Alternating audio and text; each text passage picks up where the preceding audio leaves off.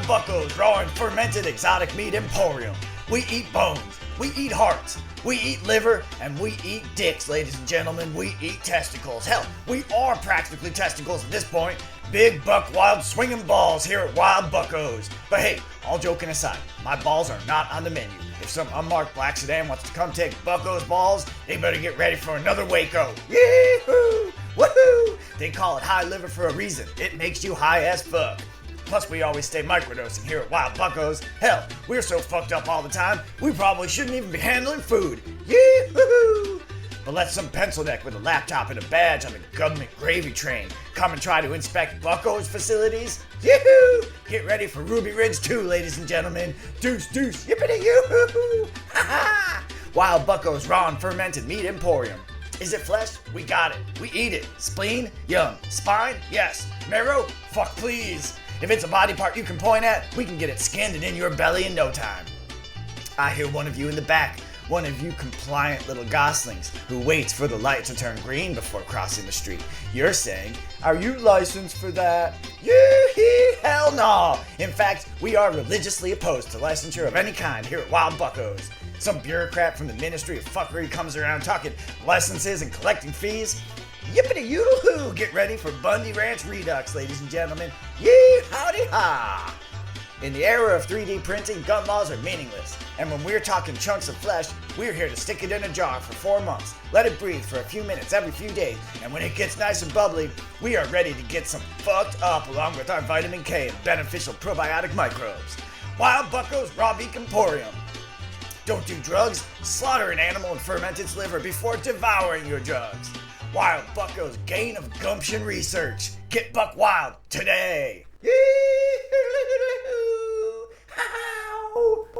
Buck, buck, buck, buck. Get buck wild today. Eat your liver, goslings.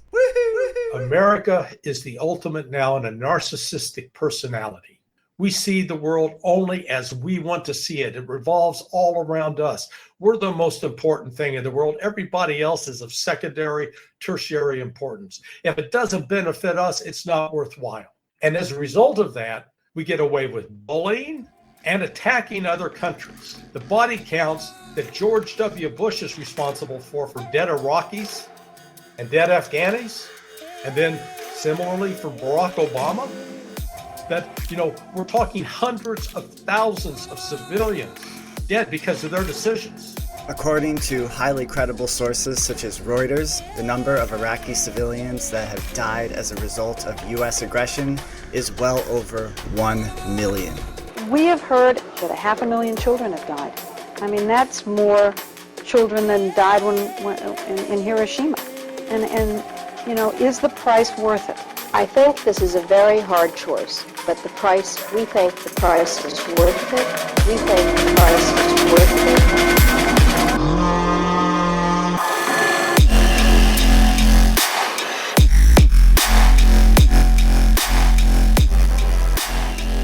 What's up, love doves, beautiful world? Welcome to the Barbarian Noetics podcast, and I'm jumping on the mic today to do a quick energy audio tidbit by way of jumping back in the saddle. I've been on the road for 2+ weeks. I've traveled to Central America, I've traveled to see my best friend in Wisconsin, and now I am back in the belly of the beast, Satan's ballsack itself, Phoenix, Arizona, where it is getting hot as fuck, but it's all good because I know exactly what I was coming back to, and I do love it here. It is home.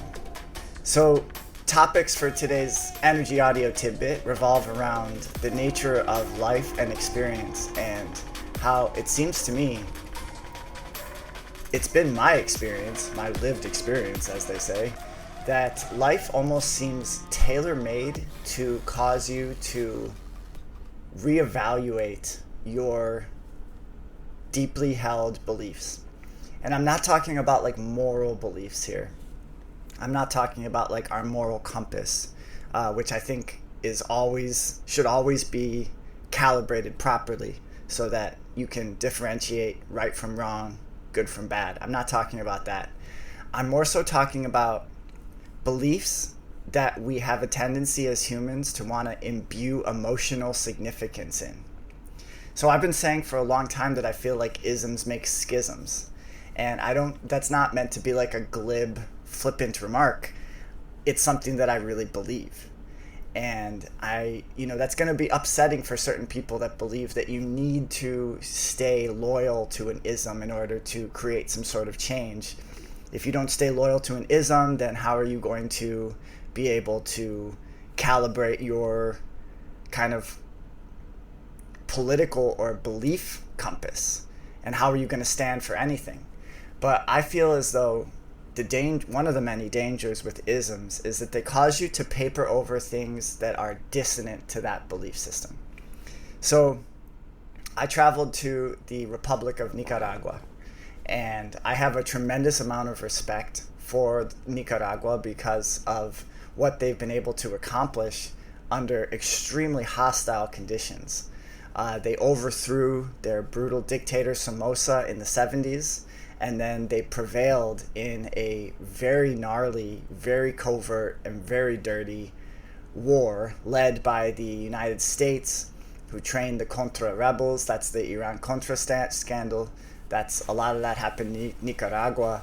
The people had to endure just a horrific terror campaign, and they prevailed in that as well. And now the ruling party is the party, for example, the president, Comandante Daniel Ortega, was the guerrilla leader during that dirty war.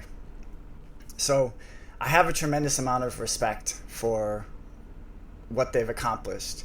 And I went in with like a certain bias to I went in biased towards Nicaragua. And I'm not like, this is not trying to say that somehow I feel differently about Nicaragua. I just noticed some things while I was there, and it caused me to reevaluate a lot of my deeply held beliefs. Before I outline some of the things I found curious while I was there, I do want to bring attention to the fact that Nicaragua has attained food sovereignty, so they generate enough food inside the country to support the population, which is absolutely impressive and amazing. And they do have universal health care. Luckily, I didn't have to go in and see for myself what that system is like. I will say that some experiences in hospitals that I've had in rural Mexico, it showed me up front and personal some of the drawbacks of universal health care. When the resources are not there to support the system, it can result in some real suffering. And certainly I occupy, I'm in the United States where we have a sick care system and there's so much resources and we have the best equipment and the best machines, and it's still a fucking nightmare in the American hospitals half the time. So that's not even a dig. I'm just saying that universal healthcare is a double-edged sword sometimes. It has pros and cons, just like everything. I also want to emphasize the fact that Nicaragua has done all of this under crushing sanctions put forth by the empire. As part of the Monroe Doctrine, the U.S. believes that that the entire hemisphere is their backyard, and they have carte blanche in terms of overthrowing governments, making the hemisphere bend to American foreign policy, the quote-unquote rules-based order, international order, where the U.S. makes the rules and then we bomb the fuck out of you or do covert destabilization campaigns if you don't comply. So I just want to make that very clear that this is why I have so much respect for everything they have built there. But I did notice some things that were curious, and I talked to some people, got some opinions from the people that live there that would contravene this idea that is just this socialist utopia. I also just want to say, it's a real fucking pickle. We're in a real pickle because, like I said, here I live in the fucking imperial core where we have all the resources. The United States empire lives off the blood of other nations. So the U.S. empire, which is the Fourth Reich, World War II never ended. The NATO is the Nazi Assistant and Transport Organization. It was the Nazi scientist draft after World War II, where the U.S. just had our pick of our favorite Nazi scientists. All the horrible MK Ultra, psychological warfare, the human experimentation, that all came here. We siphon the lifeblood of the world, we bring it here, and what does it get us? It gets us late-stage capitalist sick care system, where even though we have all the best fucking material, all the best fucking machines, it's still ruled by profit, by soulless profiteers. And that's why most Americans can't even afford to go to the hospital. You break a bone, you have to declare bankruptcy, and then you do get into the hospital, and you're just seen as a piggy bank, a body to jab shit in, to run up your bill, and it has nothing to do with actually healing people. I'm not trying to shit talk all the good people that do become nurses. I guess there might be a few good doctors out there, maybe a few good female doctors. I don't know how many good male doctors there are out there, because I don't think they teach bedside manner to doctors anymore. The more I have to interface, I don't go to hospitals, but I have loved ones that have tragedies that have to go to hospitals. It's insane, like, what the doctors say to the patients. Just like, give up hope, you're fucked. I'm in a grouchy mood, so fuck you. And so it's a real pickle, because even though I believe that isms make schisms, I'm not trying to say that I have, like, given up on fighting for a better world. And we have to engage in collective action, but we also have to honor individuality, individual rights, individual liberties. And basically, I just don't think that an ism is going to save us. And in the United States, we've been brainwashed. The average person on the street has been so brainwashed that if you even use the word socialism, people just start screaming at you about Mao. And half the shit they've learned about Mao is false, just like half the shit we've learned about Stalin is false. I'm getting sidetracked over here. I'm just trying to say that I'm going to divulge some things I found curious about Nicaragua and some things that people said to me, but I'm not trying to say that somehow everyone should be like the United States, because that's just a bunch of bullshit. And even though we have all the best resources, we're still ruled by soulless profiteers. Hospitals are corporations. Corporations have boards of directors. Boards of directors are just looking for clout. And I've seen it in the nonprofit industrial industry. It's all about personal enrichment. In the home of I've got mine, Jack. That's the United States motherfucking empire for you. And I think that if you do not allow yourself to tread into uncomfortable philosophical and political territory, you run the risk of becoming kind of calcified in your beliefs, and you run the risk of papering over some very real issues.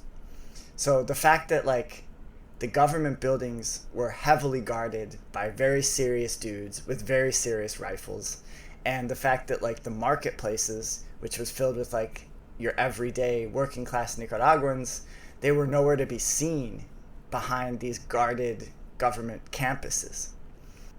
That to me is emblematic of something. And I had some really interesting conversations with some people there I met. They talked about how you're kind of either with the government and you have to proclaim. There's this, like, march that happens from Masaya to Managua, where if you are in favor of, or you want to portray the appearance that you're in favor of the government, you join this long march, like this 85-kilometer march. But you know, it's not universal, because the quality of life seems like I saw a lot of poverty and struggling while I was there. The bus system is socialized, and so I will say that the bus system is incredibly affordable. It's like comes down to like 8 or 9 cents when you convert the Corda bus to dollars, like 8 or 9 cents to ride the bus. But it's also, in my experience, very unreliable. Buses are late a lot of the time. Buses sometimes never come. There's the tuk-tuk drivers that seem to, like, make up for this discrepancy in the bus schedule. And the tuk-tuk drivers is mostly just, like, young people who are just on a side hustle, making these little golf cart tuk-tuks and driving people around. The buses were so packed. They were so packed. It was like sardines live spacious lives in comparison to being on some of these buses. It's just unbelievable, where it's like you're packed to the absolute gills. Your body is being squished against others. There's no room at all. And then the bus stops and 40 more people get on the bus. And somehow it happens. And it's kind of beautiful. And I felt like that Nicaragua is a very, like, religious, conservative, socially conservative and religious place. And I personally felt very safe. I mean, I was like typically keep my backpack in front of my body instead of behind me, especially on the squished buses. But I felt very safe. There was like seemed like a really good like baseline of respect, even for someone like me who was stuck out like a sore thumb. I was obviously someone from elsewhere, identified probably as an American. Most people seem to assume that I was a surfer. And but like these buses never had air conditioning, and they were like, why are they so incredibly packed? Why aren't there more buses? Why don't the buses have air conditioning? These are legitimate questions to ask. If the system is socialized, why aren't more funds being allocated to a more comfortable, less crowded bus system? And why are the government buildings all being guarded by very serious dudes with rifles? This is a good question to ask. And why was there such a discrepancy between the marketplaces and the government campuses? So this is all to say that if I did not subscribe, if I was just gonna like go in there and just be determined to, almost reflexively refuse to acknowledge like any of the drawbacks that I saw in the society there, I feel like I wouldn't be being honest with myself, and I wouldn't be being honest with you all. So that's just one example of life. Seems if you really dive into life, if you really participate in life, it seems tailor-made to cause you to question your deeply held beliefs. I want to add and make very clear that I am in no means passing judgment or anything like that on anything, because I'm in absolutely no place to do so whatsoever. I was only there for a relatively short time, and I only spoke to so many people. But I just also think it's important to be real about the questions that popped up in my mind, such as, let's say you are a small nation and you do stand up to the hegemonic imperial force in your hemisphere. Does that mean that you're also in a position to maintain sovereignty amongst other forces that also may wish to influence you? For example, I know the People's Republic of China really wants to build a canal through Nicaragua. They want to do that to compete with the Panama Canal, and there's this huge push to create alternatives to everything, to U.S. ruled everything. The BRICS is the alternative to the World Bank and the IMF, and they want to build a canal that will be the alternative to the Panama Canal. But then what sort of compromises are being made with these other superpowers? It's a real conundrum, and I know it's always been a conundrum for small countries trying to maintain unaligned amidst great power competitions. These are all just important questions to ask. I had an amazing time. I love Nicaragua. I even loved Managua, even though it was very crowded and very diesel-y fumed and everything like that. But I found the people to be beautiful and friendly, and went to some really amazing spots. A thermal volcanic lake, which was just absolutely unreal, warmed by a volcano basically. So it was like an entire lake that was like a bathtub like temperature. It was fucking amazing. And I went down to the beaches of the south and body surfed, and so I had an absolutely amazing time. Nothing but love and respect and admiration to Nicaragua. However, I also feel that anytime you have a concentration of power, it opens the door to serious corruption. And I just think I don't know what the answer is to this conundrum. I'm not a full-blown libertarian over here. I do resonate with some libertarian ideas. But anytime you have like this concentration of power, it just seems like it's a magnet for corruption and for abuses of that power. And so, just because a nation might adopt an ism that you resonate with, that doesn't mean that they don't potentially fall prey to the seductions of power. Another topic that I'm going to be posting about very shortly, that I never thought I would post about, and it just is interesting to me how life just sets up these Byzantine pathways that cause you to reevaluate. You've heard me before on the podcast rant about tech bros and gentrification, and I still can't stand gentrification, and annoying tech bros are the absolute worst. But I have, due to some very persuasive arguments from my best friend, I have opened my mind up to the world of cryptocurrency. And I see that there is an echo chamber that happens a lot when it comes to cryptocurrency, where you have some people on the left just write it all off because of, let's say, consumption of power. They say that Bitcoin uses too much power and therefore I write it all off.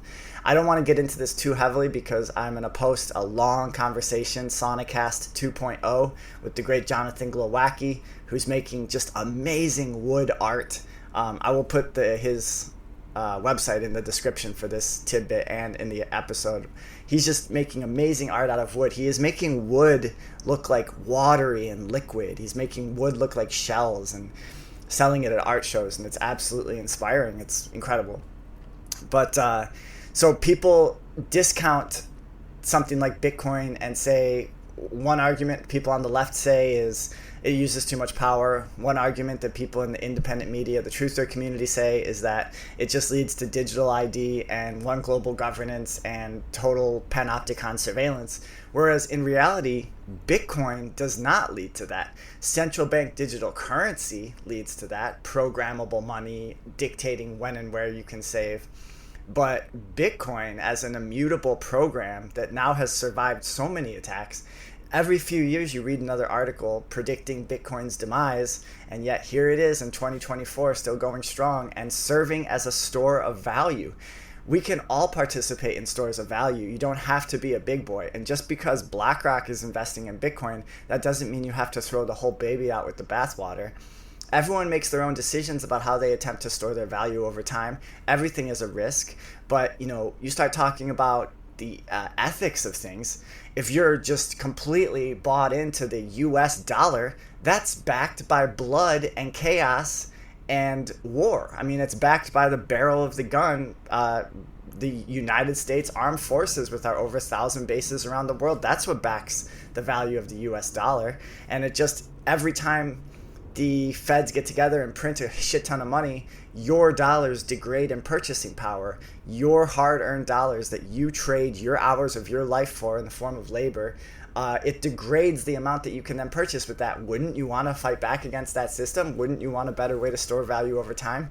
I just encourage people to do their own research. I said it. Do your own research, folks. Don't be afraid to do your own research. I am doing my own research, and my friend is helping me do my own research, and my eyes have been opened and my mind has been opened when it comes to specifically a couple cryptocurrencies, Bitcoin and Solana. I'm not going to be day trading shit coins over here. I'm not going to be boring young ladies at parties talking about cryptocurrency. That sucks. I'm never going to become a crypto bro or whatever. But I am interested in preserving my wealth over time. We all work very hard for our money, and even if you don't have that much money, you still want to preserve the purchasing power of the wealth that you do preserve or that you manage to save. The fact is that the purchasing power of the US dollar has gone down 95% since the advent of the cursed Federal Reserve, and if you just stick your dollars in, let's say you find a really good certificate of deposit rate and you get 4 or 5%, which is really good, which won't be around. Those rates will not be around forever. Eventually those rates are going to go down. Inflation's at 8%, 9%.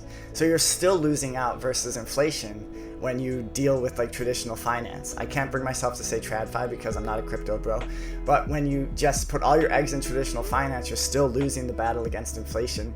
For this reason, I think it's important to open our minds, and that's why I'm talking about this, and it blows my mind that I am. So that's just a radio teaser of some things to come, everyone. I'm going to leave it there for now. Just wanted to say I'm back in the saddle. I'm excited to be making content again. I'm excited to be putting stuff out on the feed. I feel rejuvenated. I feel refreshed. I feel inspired. And I feel incredibly thankful for everyone out there who supports the show week in, week out. Y'all know how much I appreciate you just so much, all the day ones out there. Support links are in the description. I am listener supported. I am getting throttled constantly by the algorithmic suppression because I will always speak my mind. I don't pussyfoot around certain topics just because I know they slam me on the algorithm.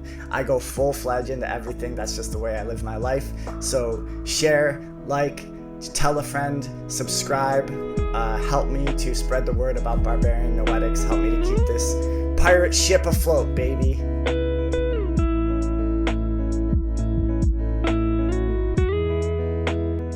Keep in mind that both Americans and Europeans have been treated to a steady diet of lies about the origins of this conflict. I mean, even now, if you read in Western newspapers or media, they repeat the big lie that the Russian invasion or intervention in eastern Ukraine was, quote unquote, unprovoked. You and I and Dr. Mearsheimer and a host of others have tried to explain repeatedly that nothing could be further from the truth. This is also something that Prime Minister Orban in Hungary has tried to explain, and other heads of state, the President of India, the President of China, and so forth.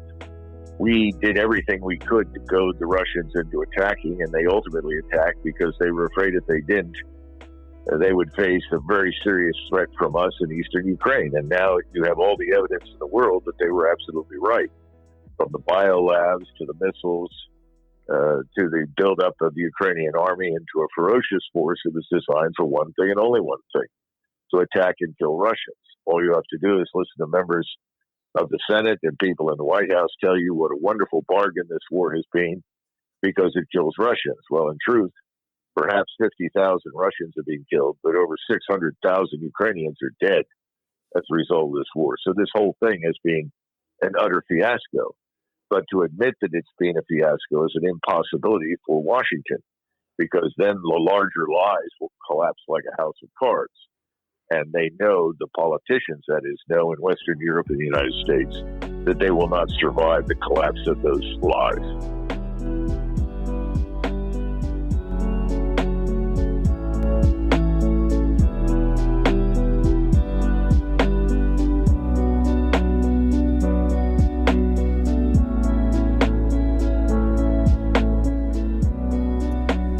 What's up, love doves? It's Little Raven here. Bow, bow, bow. And I'm coming at you from a Sunday night. Pretty peaceful in terms of the day itself is peaceful. There's just a few little scattered clouds in the sky. It's a good weather, not too hot. My neighbors are unfortunately having another complete meltdown as I sit down to record. But that's just the day that ends in Y. And, it is what it is. Shout out to my scumbag landlord who refuses to take any action to secure the safety of the property because he knows that he won't be able to rent the unit out to anyone because it's been completely destroyed and would require a rebuild, which would require him to spend money. So even though he probably goes to church and pats himself on the back that he's a good person, he lets just unfettered animal abuse and domestic violence unfold under his watch, being fully aware that it's happening, and he does so to save a few bucks. That's just a landlord for you. But hey, I'm not bitter. The cops have been called on them probably about 20 times. As with many domestic abusers, he's like an excellent manipulator, and he knows exactly how to maneuver situations to his advantage, and he just ends up sharing a couple laughs with the cops, and they depart. The Humane Society has been called on him at least 15 times, and same thing happens. He just shares some laughs with them. You're allowed to have 15 animals in one bedroom, according to the Humane Society. So, I know they do a lot of good work. I'm not trying to shit talk the Humane Society over here, but it's just interesting. It's just interesting living in this environment now for 8 years and kind of seeing like how things continue. Like, how does negative societal patterns like propagate? And it's a very complex web of how it's propagated, and it's certainly not so easy as to just say like, oh, well, it's just assholes being assholes. It's like, no, there's an entire system in place that's kind of designed to sequester sort of what we would consider like antisocial behavior to certain neighborhoods. Every city is based on like redlining, where for a long time people of color were not allowed to like purchase over a certain amount. Oh, but to all my butthurt, sensitive male conservatives out there who are like, yeah, this is racist against white people. Why don't you just acknowledge the history for once? Just acknowledge the history. It's okay. I mean, it's not okay. The history is horrific. And we have to come to terms with that as a whole society. But pretending that, like, everything's cruise and racism doesn't exist and I'm colorblind and this and that, it's a way to not have to come to terms with the history, with our ancestry. I am a little bit of a self-hating white person, I'll admit that, and it's something I'm working on. Even Malcolm X came around to before he was assassinated by the state. After he traveled to Mecca, he had a spiritual epiphany, and even though he had been preaching about how white people are the devil for many years, after speaking with many Muslims like throughout Saudi Arabia and the Arabic world, he realized that the Islam did not see any group of people as devils based on simply just the color of their skin. So even Malcolm X came around to not seeing that all white people are not devils, which that seems to make a lot of sense to me as well. Like, you can't blanket any group of people. But there are patterns of behavior, and there's this tendency to want to like whitewash or erase the history.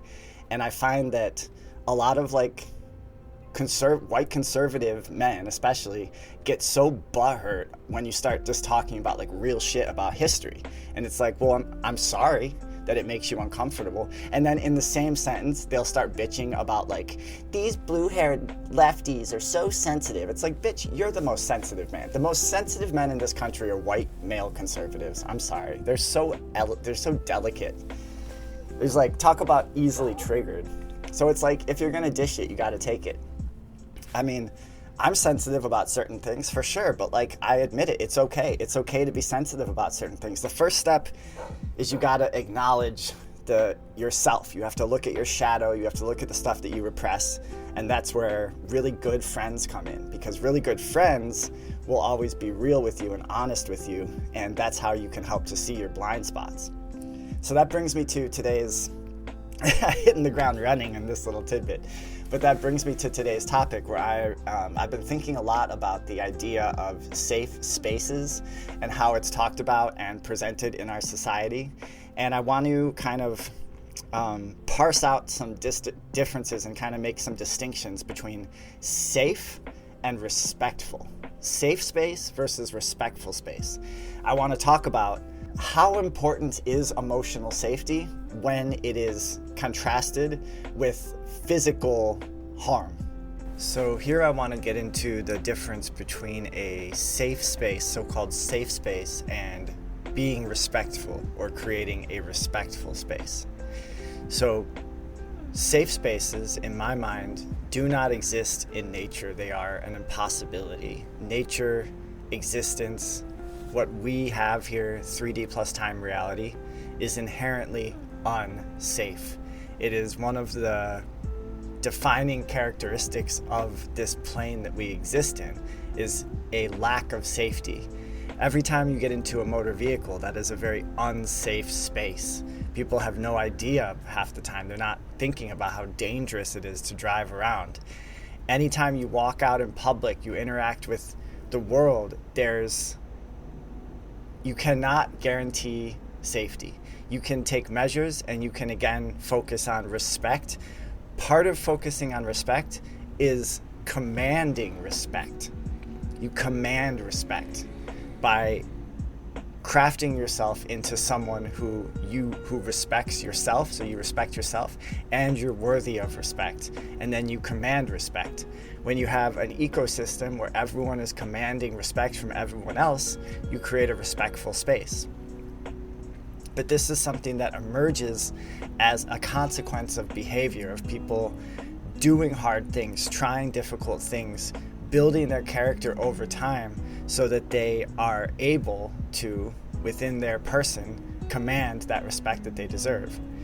Imposing safety on a space is a fool's errand, and it's also dangerous. It again emphasizes over all else this idea of safety, which safety is an emotional state. It's a subjective feeling. It's not, you can't necessarily measure it. Now, I'm not talking about things like bigotry, persecution, racism. Those things are definitely not okay. They are not respectful. So if you go with the terminology respectful space, obviously there's no room for bigotry, persecution, or racism. When you impose a safe space, it has this infantilizing effect, and it kind of regresses everyone who enters that space into starting to feel like childlike, because the illusion of safety is a childlike fairy tale. It's something that we think when we're little, that there's this magical, somewhere safe world, and our parents try to create like a safe environment for us. But many people don't have good childhoods. Many people they're not lucky enough to have parents that were either able to financially, materially, emotionally, spiritually create a safe space. They didn't grow up in a safe space. So then you have, what is this safe space being defined as, and who is defining it? And then who does that exclude just by the nature of how people grew up or where they grew up? So this paramount significance on emotional safety, it ends up privileging certain people. It ends up being biased towards certain classes, and making certain people's emotional well-being more important than the actual physical safety of other non-privileged groups, such as people of color who happen to live in an adversarial nation state, or just a country that's not a complete pushover to the US corporate imperial agenda. The ethnic Russians in the Donbass, they were not afforded the privilege of safety by our ruling class. Migrants are another class of people that there's like, in order to make sure that some people feel safe, then you have to make sure, for example, like, well, they all have to be speaking English because otherwise it's going to make some people feel unsafe. But then if you impose a language, then that's like imposing something called safety. It's exacting a tax by taking away privileges and taking away the feeling of safety from the other groups that are being scapegoated. So my argument is that safe space, as we understand it, is actually unsafe because it elevates one default culture over all others. Again, who is defining the safe space? How do we define it? What is the bias behind this definition? What's like the culture in which a lot of this stuff grows up in, like elite institutions, Ivy League schools, places where, academia is in and of itself its own parallel universe. And sometimes, a lot of times, I would argue, people who are really enmeshed in academia don't interact that much with the rest of the world. They don't go work on construction sites. They don't live in the barrio. They don't see how people exist in other realities, and so they end up elevating their own idea of how things should be over other people's ideas of how things should be, which is actually unsafe. You can't create safety at the expense of safety. It has to be respect-based. One of the things I love about respect is that it accounts for differences. It doesn't expect everyone to be homogenous. It doesn't expect everyone to toe the same line. It just expects that people are respectful towards one another. This also allows for growth. It allows for a free market of ideas versus the controlled discourse and the imposed allowable parameters of thought that are utilized in order to try to ensure this thing called safety. Let's take an example. We'll take the example of gun control. So I've made no secret that I am a huge proponent of the Second Amendment. I think it's one of the few rights we have left. I think it's empowering for everyone to know how to handle a firearm safely. And I live in Arizona, which is a very Second Amendment friendly state. That said, I've had people on the left and liberals shut down any discussion of what would the benefits, the pros and the cons of something like gun control, especially as a lot of these people are presenting their ideas of gun control. They want everything to be, they want people's privacy to be invaded. Everyone goes through a really extensive background check, and they dismiss any sort of argument in favor of gun ownership.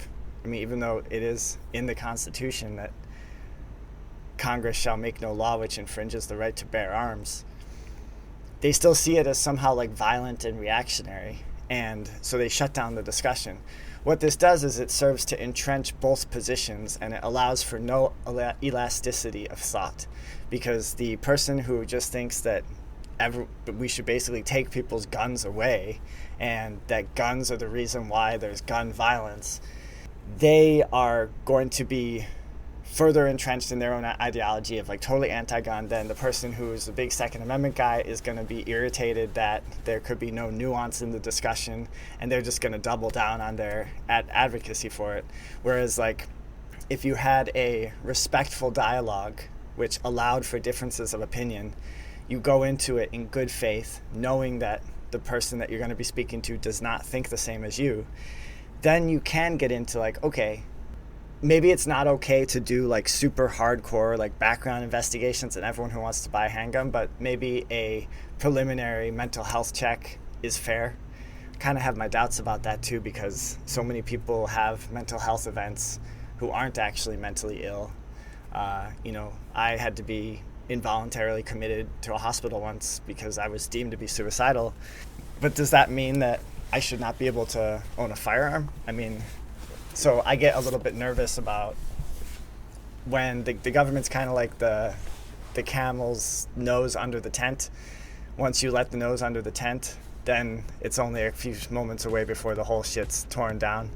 And so that's the idea of people who are averse to like giving the government more power to decide who gets our constitutionally guaranteed rights or not, is that a little bit of power, then just the nose gets under the tent, and then they ask for more and more and more. These are legitimate things to discuss. And when either side of the debate just flies into a rage, shuts down the discussion reflexively as soon as it becomes unsafe or uncomfortable, then all it does is just solidifies both groups into their own echo chambers, and no movement, no compromise, no even real understanding is achieved. I'll say this, in Arizona on the Capitol lawn, Second Amendment rallies are truly safe places because everyone's strapped and nobody in their right mind is going to fuck around. And as we move forward into the teeth of the Phoenix summer, hopefully your summer is a little bit less intense wherever you are across the rabbit holes of space and time.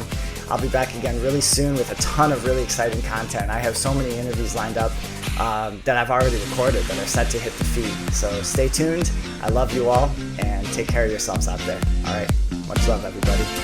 Peace. It's a curious thing. Make a one-man